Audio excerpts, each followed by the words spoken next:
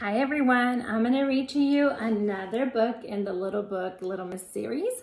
This one is Mr. Messy. And of course it's by Roger Hargreaves. Mr. Messy was the messiest person you've ever met in your whole life. He looked messy because he was messy in everything he did. You could always tell where Mr. Messy had been because he left a trail of messy fingerprints wherever he'd been. Oh yes.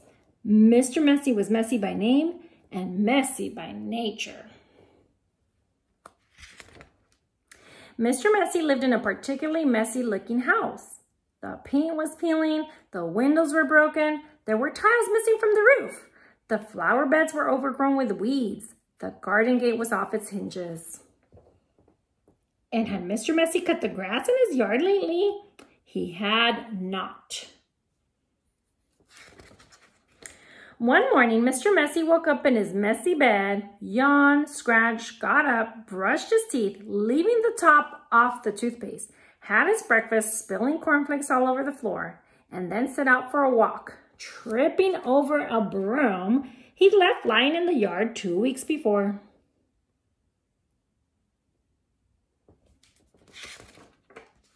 There was a forest behind Mr. Messy's messy house with a messy yard, and that's where he went for his walk.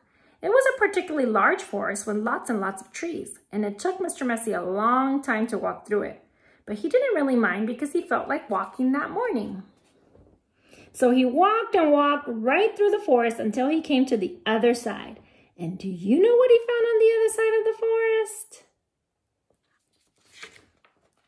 Mr. Messy found the neatest, prettiest looking little cottage he had ever seen.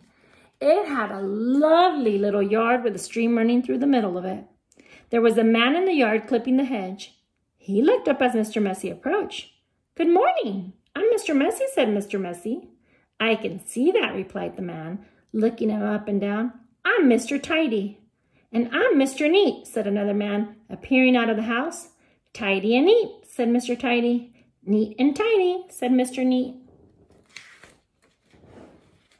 "We're in business together," explained Mr. Tidy, "and the people who own this house have asked us to do some work for them."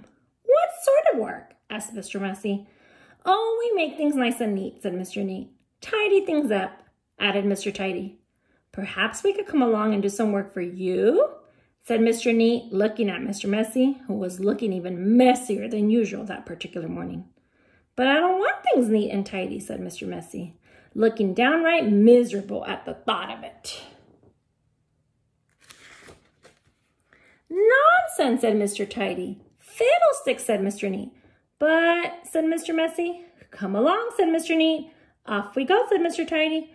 But, said Mr. Messy. "But nothing," said Mr. Neat, and bundling him into the van, which was parked behind the house, off they went to Mr. Messy's house on the other side of the forest. "Good heavens," said Mr. Neat when he saw where Mr. Messy lived. "Good gracious me," added Mr. Tidy. "This is the messiest house I have ever seen in all my born days," they both said together at the same time. "Better do something about it," said Mr. Neat. And before Mr. Messy could open his mouth, the two of them were rushing here and there around Mr. Messy's house. Mr. Neat hoed and mowed and pruned and snipped and clipped and cleared and dug and made the yard look neater than it had ever looked before. Mr. Tidy cleaned and primed and rubbed and painted and mended and made the outside of Mr. Messy's house look tidier than it had ever looked before. Then they both went inside the house. "Good heavens," said Mr. Neat for the second time that morning. "Good gracious me," said Mr. Tidy for the second time that morning. And they set about cleaning the house from top to bottom. They brushed and swept and polished and scrubbed and made the inside of the house look neater and tidier than it had ever looked before. "There we are," said Mr. Tidy. "All finished," said Mr. Neat. "Tidy and neat," said Mr. Tidy. "Neat and tidy," said Mr. Neat. Mr. Messy just didn't know what to say. Then they both looked at Mr. Messy. Are you thinking what I'm thinking, Mr. Neat said to Mr. Tidy. Precisely, replied Mr. Tidy. What we're both thinking, they said together to Mr. Messy, is that you look much too messy to live in a neat and tidy house like this. But, said Mr. Messy. But whatever Mr. Messy said was no use, and Mr. Neat and Mr. Tidy whisked him off to the bathroom upstairs. It had been the messiest room in the house, but now, of course, it was as neat as a new pin. Then Mr. Neat got hold of one of Mr. Messy's arms, and Mr. Tidy got hold of the other arm, and they picked him up and put him right into the bath. Mr. Messy wasn't used to having baths. Mr. Neat and Mr. Tidy washed and brushed and cleaned and scrubbed and combed Mr. Messy until he didn't look like Mr. Messy at all. In fact, he looked the opposite of messy. He looked at himself in the mirror. You know what I'm going to have to do now? He asked in a rather fierce voice. Mr. Neat and Mr. Tidy looked worried. What are you going to have to do? They asked Mr. Messy. I'm going to have to change my name, said Mr. Messy. And then he chuckled. And Mr. Neat and Mr. Tidy chuckled. And then Mr. Messy laughed, and they all laughed together and became the best of friends. And that really is the end of the story.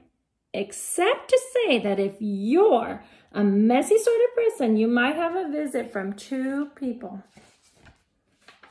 And you know what they are called, don't you? I hope you enjoyed that one, and I hope you're not a little Mr. or Mrs. Messy.